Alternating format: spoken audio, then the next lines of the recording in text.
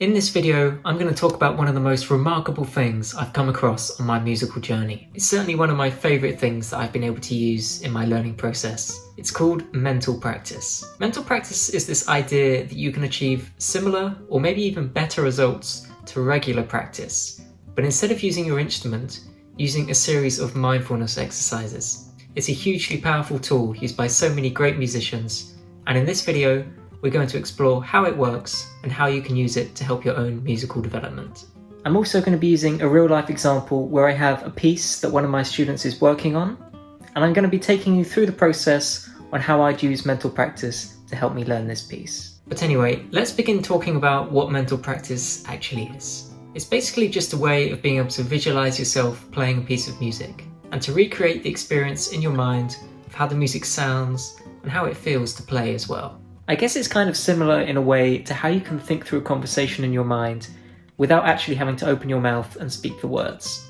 You still get the full experience of what you're going to say, what it might sound like and how it will feel, but without actually having to say anything. If you've seen The Queen's Gambit, you'll know of these scenes where Beth is able to play out these chess games in her head. She's not just looking at the pieces on the ceiling, but she's actually calculating every move in the game. In the TV show, it comes across as this kind of superpower that Beth has, but in reality, we do this all the time with conversations or memories. The same thing can be done with a musical performance. If you can really focus on all the details of playing, it's possible to recreate the experience of actually practicing that music. So let's take a very simple example. I can imagine exactly what it will sound like, and more importantly, what it will feel like to play this music. There's no fingering markings written on here, but I can visualize which fingers I'm going to use, and to tell you how it will feel to actually use those fingers. So I can rehearse the full experience of playing this piece without actually playing it, just actually running through the music in my mind. And you can do this in several different situations, when you're reading the music just like this, or if you've already memorized the music, or maybe even if you're improvising as well. So this is the piece that my student is actually working on. The first thing to do is a bit of basic analysis to try and turn it from a page full of notes into something with structure. I can see that we're in C major, and I can also work out the general outline of any phrases. I can see that we have a double bar line here and two 8-bar phrases. If you're going to be using mental practice when you're reading, it's probably quite important to be a good sight reader, but if not, don't worry, because I'm going to be talking about some other techniques in just a minute. So I'm going to be thinking first of all about this 8-bar phrase. And already I can kind of sing the general shape of this to myself, just silently in my mind. This first stage is just about trying to work out some of the basic musical ideas. You can either do this on your own, just reading through the music, or you might want to listen to a performance, or you can use your instrument as well. Mental practice doesn't mean that you can't use your instrument, it's just another tool to use alongside regular practice. Back to our discussion on mental practice. Why would we want to do this, and what are the benefits? Firstly, the obvious one is that you can practice without your instrument. On the bus, in the park, or basically anywhere where you can focus your thoughts, but you can't actually pick up your instrument. But there's also some things that mental practice can teach us that regular practice can't. Because often during our normal practice, we'll be working through something and we'll make a mistake, and our focus will be snapped away from what we're trying to focus on, and we'll just be thinking about that mistake that we've made. Now, when we're using mental practice and working through something in our mind, we do still get these mistakes, but it's for a different reason. It's because we actually don't know the music that well, or we haven't fully understood something. So mental practice is a really good test of how well we actually know the music. This is tied into another reason, which is our reliance on muscle memory. Now, I've had this before, where in a performance, you're playing through something, and you'll have a memory slip, and you can't just pick it up from where you are. You have to either go back to the beginning, or somewhere more memorable.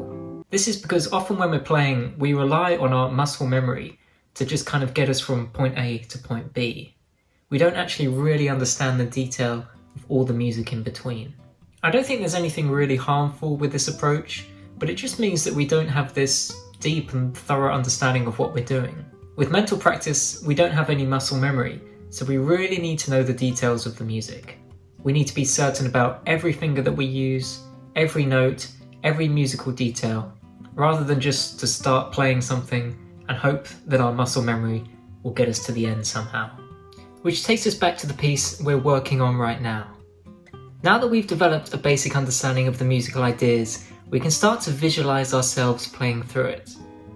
At this stage, we should be able to say every finger that we need to use.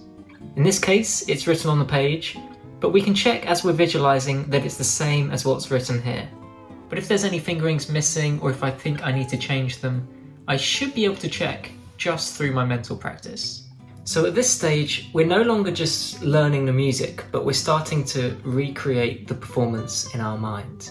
This can be done with the music or without if you think you know it well enough, but it's really important to be fully focused. We're no longer thinking about just singing the tune in our head. We're thinking of every tiny detail that makes up a performance. This takes a really long time to develop, so you might want to start with just a few phrases or a few bars, and just to see if you can slowly build up the entire piece bit by bit. And if you really focus on every tiny detail, you'll know if you've missed something or if you don't quite understand it yet. Mental practice is a really powerful tool that we can incorporate into our learning process. Not only is it really useful to be able to approach music from many different angles, but learning how to focus is something that we can take into many different areas of our life. This idea of visualizing things and working through something in our mind is not only used by musicians, but it's used by athletes, but also like in the Queen's Gambit, it can be used for many different things as well. There has actually been research into it, and we know that it's really important and really valuable.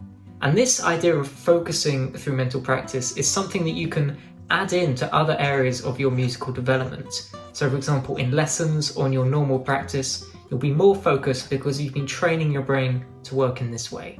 And perhaps most importantly, this focused mind will translate into an even better final performance. The key word and the most important aspect of all of this is focus. It's very important to realize that we're not just talking about daydreaming, but we're trying to create a vivid and detailed realization of the experience.